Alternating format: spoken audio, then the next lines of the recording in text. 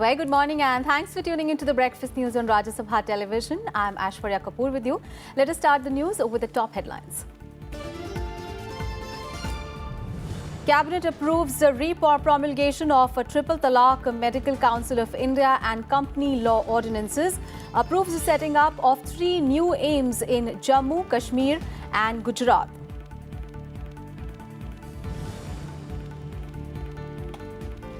BJP's two-day National Council meet to set agenda for general elections to begin in Delhi. Prime Minister Modi to address event on Saturday. Party appoints former Chief Ministers Shivraj Singh Chauhan, Raman Singh and Vasundhara Raje as Vice Presidents.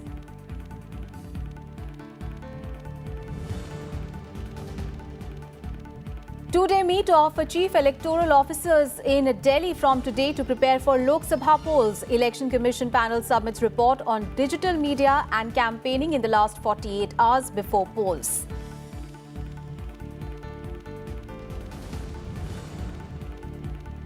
Removed as CBI Director, Alok Verma transferred as DG Fire Services. After Bengal and Andhra, Chhattisgarh withdraws the general consent to the CBI to probe cases in the state.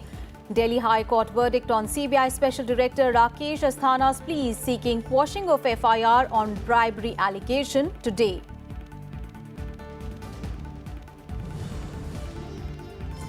And Maharashtra leads medals tally at the Khelo India Youth Games in Pune. On day 3 of the event, get past Delhi to bag 54 medals with 14 goals. Haryana in the 3rd spot.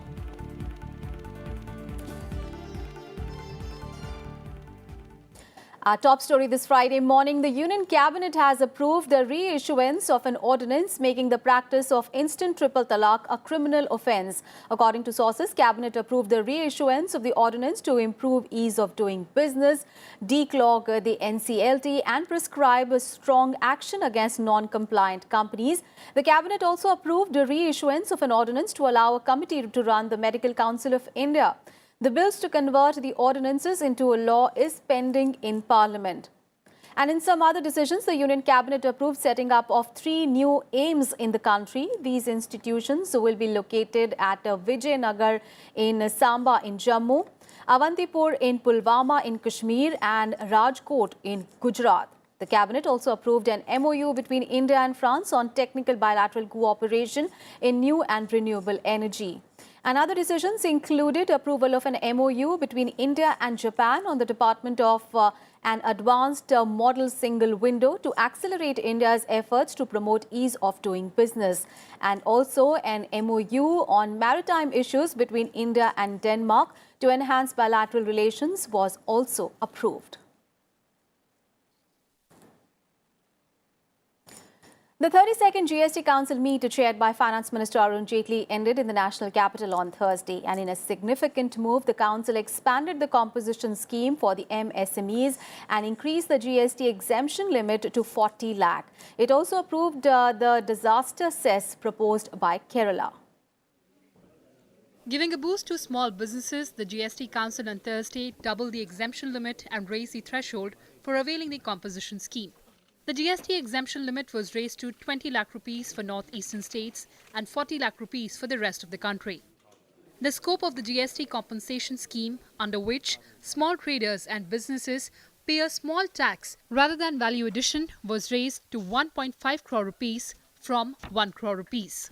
Quarterly tax payment and annual return for composition taxpayers has been approved, with GST composition scheme extended to service providers with a turnover up to 50 lakh rupees. 2 प्रकार की exemption limits होंगी. पहली वाली का slab 40 lakh होगा, यानी कि जो 20 लाख था उसको डबल कर दिया गया है. तो जिसकी 40 लाख तक टर्नओवर है, अगर वो जीएसटी चेन का बेनिफिट नहीं क्लेम करना चाहता तो वो एग्जेम्प्टेड रहेगा. और जो इन छोटे राज्यों के लिए जो 10 लाख की लिमिट थी, उसको 20 लाख पे रखा गया है.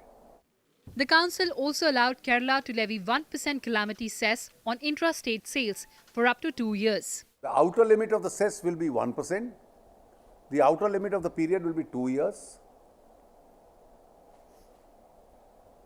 And this is as a part of there's already a provision in the GST law that the council can permit some states to make a levy on such terms and conditions and for such period in order to cope up with natural disasters. Two separate groups of ministers were also set up for the decision on GST on real estate and lottery tickets. Kriti Mishra, Rajya Sabha TV. And reacting to the GST decision, Prime Minister Narendra Modi said that it will greatly help MSMEs, traders and the service sector. He added that the government is committed to a simple and people-friendly GST. He termed the decisions as commendable. And Prime Minister Narendra Modi on Thursday interacted with the party booth-level workers from 5 districts in Tamil Nadu through video conferencing. Looking to strengthen the NDA in Tamil Nadu ahead of the Lok Sabha elections, the Prime Minister recalled the successful coalition politics ushered in by the BJP in the 1990s and said the BJP's doors were always open for an alliance. He also lashed out at the Congress party for ill-treating regional parties and not respecting coalition partners. A strong NDA is an article of faith for us. It is not a compulsion. Even when the BJP won a majority on its own, we preferred to run the government with our allies. We cherish our old friends and our doors are always open for parties. But more than all these political issues, the winning alliance is an alliance with the people. And Bharatiya Janata Party's two-day National Council meet will begin from today in New Delhi to lay down the agenda for the general elections. BJP President Amit Shah will inaugurate the event and Prime Minister Narendra Modi is slated to deliver the concluding speech on Saturday. Panchanan Mishra brings us this report. That slogan marks the BJP's campaigning for the upcoming Lok Sabha elections under Prime Minister Narendra Modi's leadership. To finalize the party's strategy, the BJP's National Council meet will be organized in Delhi from 11 to 12 January. The Modi government's outreach to different sections of the society is likely to be a key theme for the two-day meeting. सर्वोच्च body इस नाते मानी जाती है कि कोई भी परिवर्तन अगर कानून का हो सकता है तो उसी में हो सकता है। इस नाते वो बहुत महत्वपूर्ण होता है और इस बार उसमें जिलाध्यक्ष भी हैं, जिला के महामंत्री भी हैं, प्रदेश कार्य समिति के सदस्यगण भी हैं, तो ये सभी के सभी जो है उसमें रहेंगे और लगभग 10,000 से ऊपर की संख्या रहने वाली है। 2 दिनों के मंथन के बाद जो कार्यक्रम घोषित होंगे उस कार्यक्रमों को सब लोग लेकर के जाएंगे। Chief Ministers of BJP ruled states, MPs, MLAs and district level leaders will attend the mega event that will lay down the agenda for the general elections. कार्यकर्ताओं को चुनावी दृष्टि से एक प्रकार से आह्वान होगा। देश में हम इतने राज्यों में 2014 के बाद सरकार बनाए हैं और आगे आने वाले चुनाव में हम पिछले बहुमत से ज़्यादा बहुमत लेकर फिर से मोदी जी के नेतृत्व में सरकार बनाएंगे, इस बात के संकल्प का आह्वान होगा। BJP President Amit Shah will inaugurate the event. Prime Minister Narendra Modi is slated to deliver the concluding speech on Saturday. The passage of the bill providing 10% reservation in jobs and education for economically weaker sections in the general category is expected to be discussed and will be used as part of election campaigns. With inputs from Panchanan Mishra, Bureau Report, Rajya Sabha TV. And ahead of the Lok Sabha polls, the BJP on Thursday appointed former Chief Ministers Shivraj Singh Chauhan, Raman Singh and Vasundhara Raje as its Vice Presidents. Now this brings 3 powerful state leaders of the party into national politics. Party President Amit Shah made the appointments ahead of the National Council meet today. Remember, the BJP lost power in the 3 states in the recently concluded assembly polls. Meanwhile, the core committee of the Congress, the organization entrusted to look after the party's preparations for the Lok Sabha elections, met in Delhi on Thursday. The meeting discussed a host of poll issues and stated that the party will unveil its poll strategy after 15th of February. Frontal heads of the party have been asked to come up with individual plans in the state and national levels and to identify leaders who can campaign for the party's candidates in the parliamentary elections. सारी frontal organisation भी कई बैठकें हो चुकी है, काम चल रहा है और हम अगले महीने सेकेंड हाफ में कांग्रेस का कैंपेन को हम रोल आउट करेंगे 15 फरवरी के बाद, तो आपको सब पता लग जाएगा क्योंकि वो लंबा कैंपेन होगा, फरवरी से चलेगा और मई तक, जब तक अंतिम चरण में मतदान नहीं होगा. And the Election Commission will hold a two-day meet of chief electoral officers to review preparations for the Lok Sabha elections from today in Delhi. During the meet, key issues on poll preparedness like updating of electoral rolls, functioning of ERO net, polling station arrangements and EVM VVPATs will be discussed. During the conference, the CEOs will make comprehensive presentations. The Commission has also directed all the states to activate the voter helpline centers to promptly address voter grievances. It will also review status of vulnerability mapping, security planning, availability of police forces and their requirement during the Lok Sabha elections. And an Election Commission panel has submitted a report to the poll body on the digital media and campaigning during last 48 hours before the polls. According to reports, the panel said that one of the recommendations is to formalize the line of communication between the EC and social media companies so that content prima facie seen as a violative can be flagged and brought down. Reports also say that the panel was mandated to review and suggest modifications and changes in the provisions of the Section 126 of the Representation of the People Act dealing with campaigning in the last 48 hours, provisions of the Model Code of Conduct and EC instructions issued in this regard. The Commission will consider the report in its meeting on Tuesday next.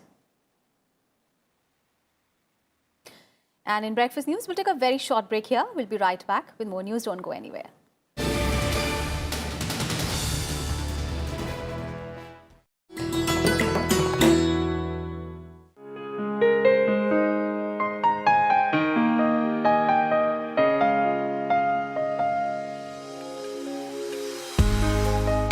The prolific British poet and story writer Joseph Rudyard Kipling, one of the first masters of short stories in English.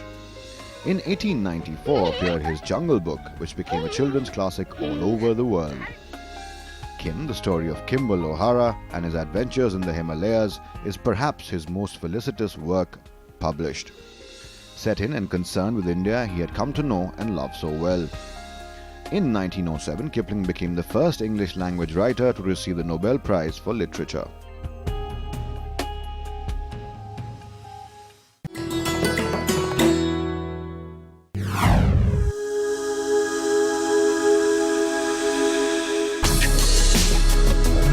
Tales that inspire.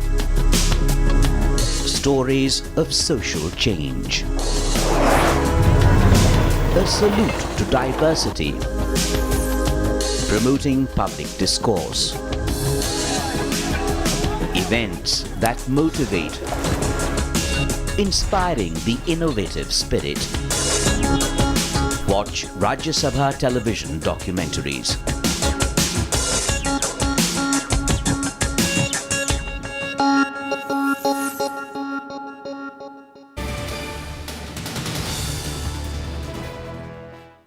Welcome back after the break. CBI Director Alok Verma was on Thursday removed from the position. The decision came after a selection committee headed by Prime Minister Narendra Modi met for the second time. Verma was removed on charges of corruption and dereliction of duty. The meeting was also attended by Congress leader Mallikarjun Kharge and Justice A.K. Sikri, who was nominated by Chief Justice of India Ranjan Gogoi to represent him. However, Kharge has given a dissent note a second time on CBI Director Alok Verma's ouster. Verma, remember, was reinstated as the CBI Chief by the Supreme Court on Tuesday. The CBI Chief and his Deputy Special Director Rakesh Asthana were sent on forced leave over 2 months ago. They had accused each other of corruption. Verma had challenged the move in the Supreme Court. Meanwhile, CBI Additional Director M. Nageshwar Rao will look after the duties of the CBI Director till the appointment of a new director or until further orders.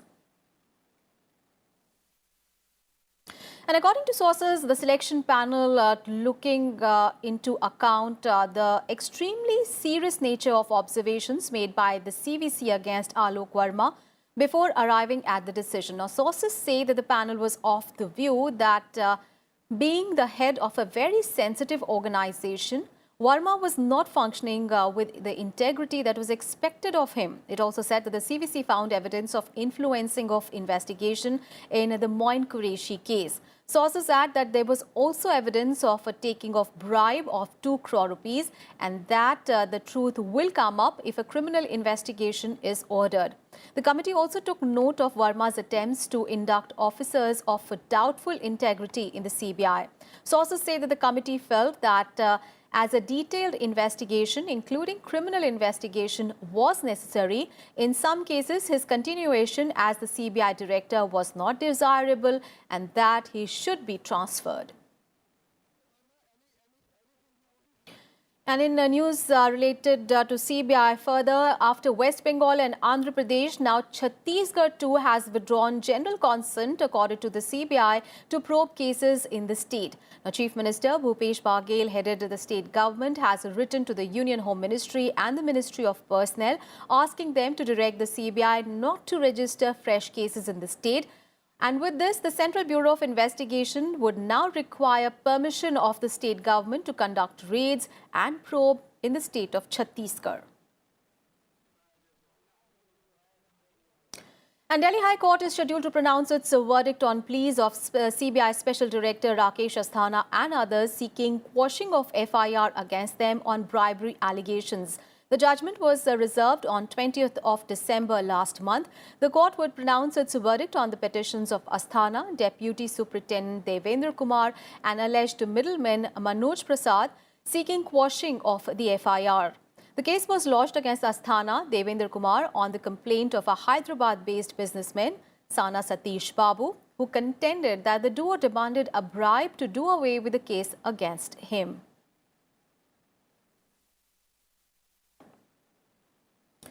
On to some other news now. An army major and a BSF jawan were injured as Pakistani troops shelled forward posts and civilian areas along the line of control in Jammu and Kashmir. The Pakistani army violated ceasefire for a third consecutive day on Thursday, inviting a strong retaliation from the Indian forces.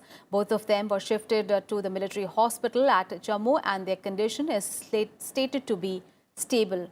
On Wednesday as well, Pakistani troops had fired and shelled forward areas in Naushera sector of Rajouri district twice. With the latest incident, Pakistani troops resorted to firing and shelling along the line of control in Pooch 7 of the last 10 days of the new year.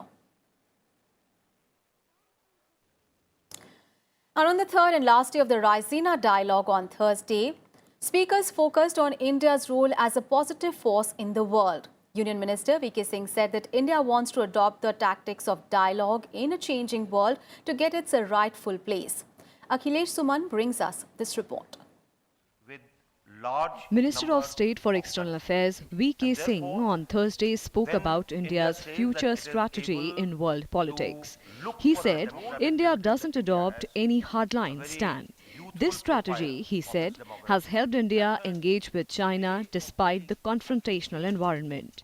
We have made a lot of friends. You gain from each friend.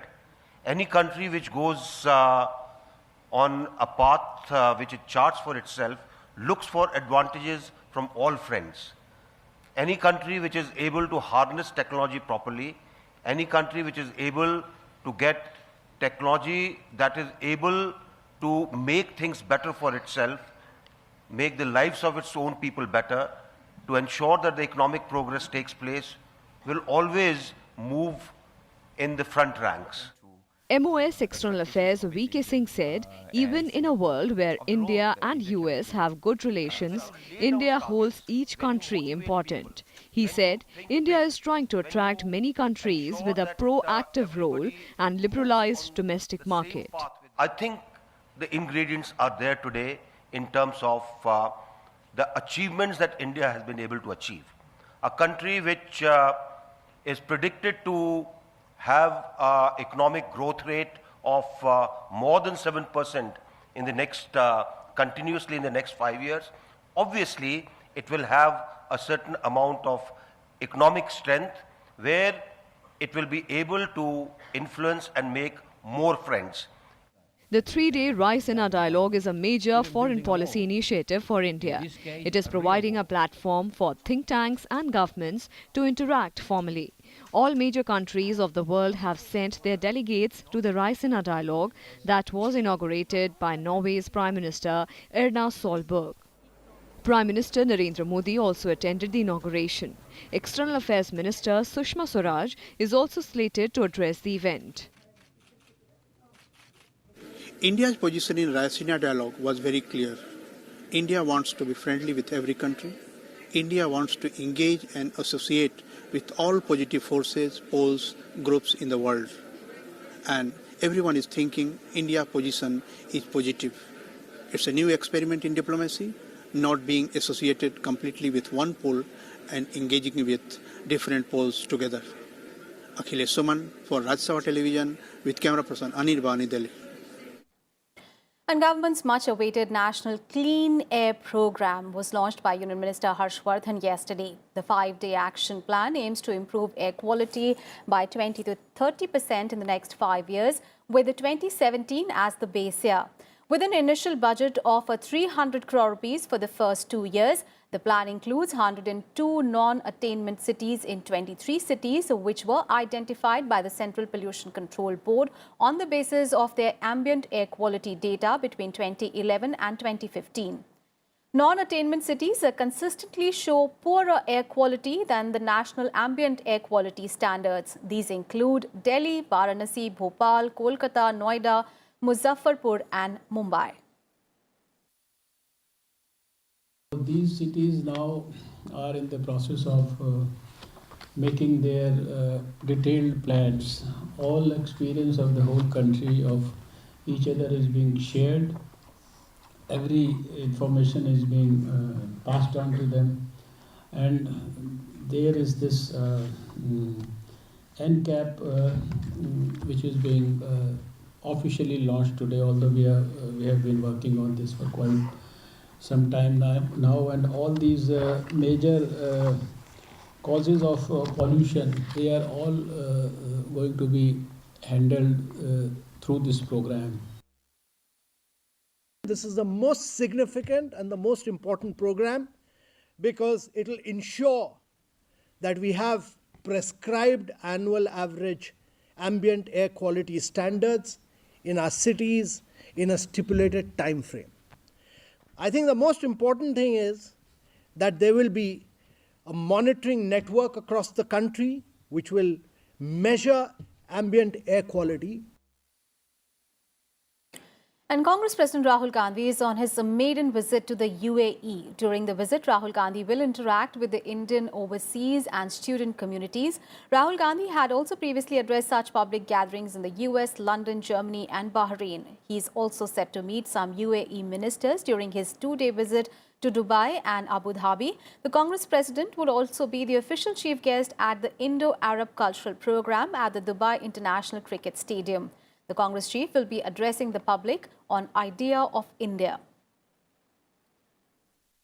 Let's get you all the international news now. US President Donald Trump on Thursday cancelled his upcoming trip to the annual international conference at Davos, blaming the ongoing row in Washington over building wall on the border with Mexico. Donald Trump announced the decision in a tweet saying that I'm respectfully cancelling my very important trip to Davos in Switzerland for the World Economic Forum. The announcement comes as the partial shutdown hits the 20th day with no resolution in sight. Donald Trump has blamed opposition Democrats' intransigence over his demand for $5.7 billion to extend a border wall with Mexico.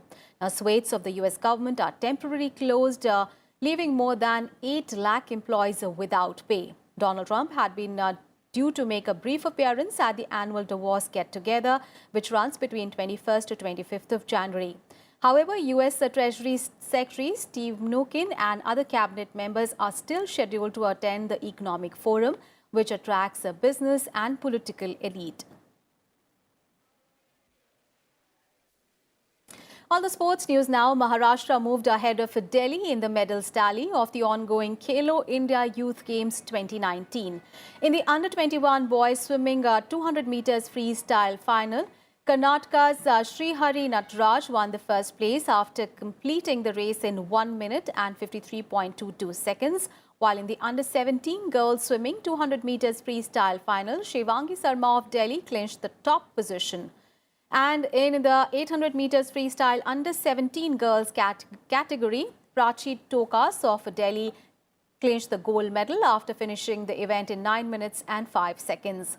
And in the under-17 javelin throw final, Kumar Ajay Rana of Punjab claimed the gold medal with a throw of 75.4 meters. On day 2, Maharashtra moved ahead of Delhi in the medals tally with 54 medals, including 14 gold, 18 silver and 22 bronze. Delhi slipped to the number 2 position with 13 gold medals, while Haryana is at the 3rd spot with 12 gold medals. And successful boxer MC Mary Com's record 6th world title triumph has propelled her to the number 1 position in the International Boxing Association's latest world rankings. In the updated rankings put out by the AIBA, Mary Com is placed top of the charts in the weight division with 1,700 points. Mary Com became the most successful boxer in the World Championships history when she claimed the 48 kilogram category top honours in November last year. Among other Indians, Pinky Jangra is placed 8th in the 51 kg category list. Asian silver medalist Manisha Mon is holding the 8th position in the 54 kg category. And Vice President M. Venkaiah Naidu congratulated Mary Com for attaining the top position in the AIBA rankings. And with that, we wrap up this edition of Breakfast News. Thanks for watching. Have a lovely day ahead.